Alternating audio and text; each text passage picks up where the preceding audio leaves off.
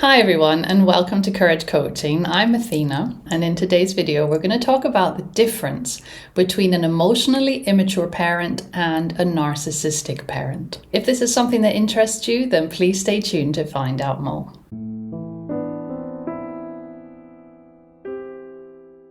On this channel, the main focus is on healing from dysfunctional relationships, particularly narcissistically abusive relationships in the family, in a romantic relationship, but also because I'm training to be an art therapist at the moment, I will also give you information on any future online art therapy groups that I am doing. I currently have a new one which starts on the 18th of July, which is called Meet Your Authentic Self. And if you are somebody who has struggled with trauma, with CPTSD symptoms because you may have grown up in a dysfunctional family, then this would be a very good way for you to explore your identity, your authenticity. And authenticity is something that we struggle with when we have been in dysfunctional families, because those family members that were toxic or dysfunctional did not allow us to be our authentic selves. So this art therapy group is online, and it may be really beneficial for you if you would like to explore this further. So if you're interested, then please leave a comment below this video, and let's get into today's topic. So what is the difference between an emotionally immature parent and a narcissistic parent? First of all, it's important to mention that not all emotionally immature parents are actually narcissistic, but all narcissistic parents are actually emotionally immature. An emotionally immature parent struggles to handle or understand their own feelings in a mature and healthy way. They often rely on others, including their children, to regulate their moods and to meet their emotional needs. Emotionally immature parents may have very childlike reactions to things. They may be impulsive. They may be blaming, so they will blame others. They will blame their children for things that go wrong rather than look at themselves. They will sulk, have tantrums a bit like a child, and they will be easily overwhelmed. They generally avoid conflict, they will shut down difficult conversations, and they may swing between over-involvement and withdrawal. The root issue with an emotionally immature parent is that they have underdeveloped emotional skills. Now, what are some examples of an emotionally immature parent? One example of this is when a parent expects their child to comfort them when they are sad or when they are angry. An emotionally immature parent's moods may change really unpredictably, leaving the child feeling like they have to walk on eggshells. An emotionally immature parent will dismiss a child's feelings and either tell them that they are overreacting or that they are too much or that their feelings are too much. They will call their child too sensitive.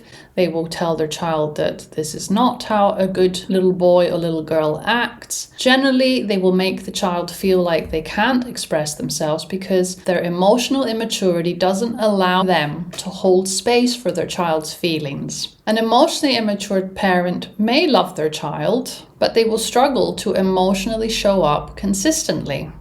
Now, how does this feel for the actual child? Well, the child will feel responsible for the parent's feelings. The child learns to suppress their own feelings, their own needs in order to keep the peace. And the child will feel a deep sense of confusion as to why they're not able to reach their parent, why their parent isn't able to understand them, why does their parent react this way. They will doubt whether their parent loves them, and they will feel confused about their parents' reactions. Now, when we look at narcissism, a parent who may have this personality disorder, there are a few differences. Now, narcissistic parents show a consistent pattern of grandiosity, entitlement, lack of empathy, and a very strong need for admiration. The parents' needs, self-image, and control always come first. Because narcissistic parents are extremely self-centered and lack empathy, they are unable to see their child as a separate person. So they see their children as extensions of themselves. And because they see their children as extensions of themselves, they expect perfection from their children at all times. They may exploit or manipulate their child in upholding their self-image. These parents will belittle their children's achievements, or they will compete with their children's success. And they may also sabotage their children's success, especially when they see that the child is doing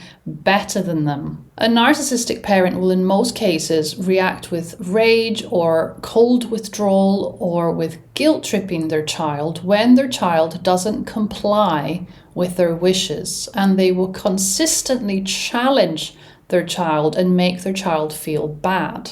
The love and approval that they give their children is only conditional, and it's conditional depending on whether that child makes them feel good, whether that child gives in to their demands. It is always about them at the end of the day. Their biggest concern is themselves, not what their children need. Now, how does narcissistic parenting impact the child?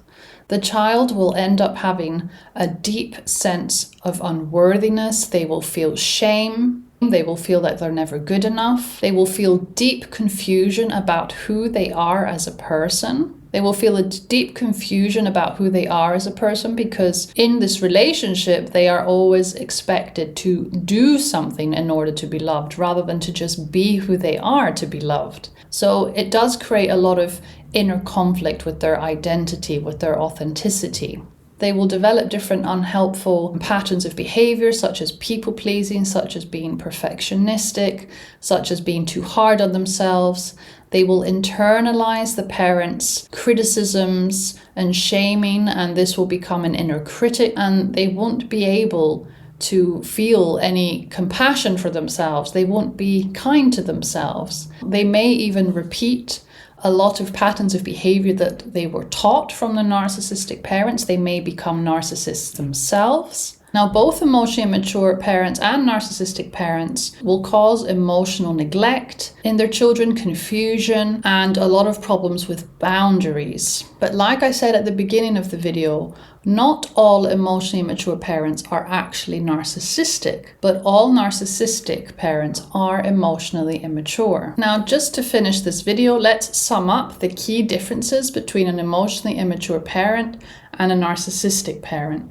So if we look at the core issue, an emotionally immature parent has childlike emotional skills, whereas a narcissistic parent has deep self-centeredness and a lack of empathy. Now, the way that they look at their child, an emotionally immature parent will look at their child as an emotional caretaker, but they will still see their child as a separate individual, whereas a narcissistic parent will look at their child as an extension of themselves. Now, when we look at manipulation, an emotionally immature parent doesn't manipulate their child intentionally. It is often unintentional, whereas a narcissistic parent will manipulate their child deliberately because they want to control how it looks and how they are perceived. Now, when it comes to empathy, an emotionally mature parent may struggle with empathy, but it doesn't mean that it's completely absent.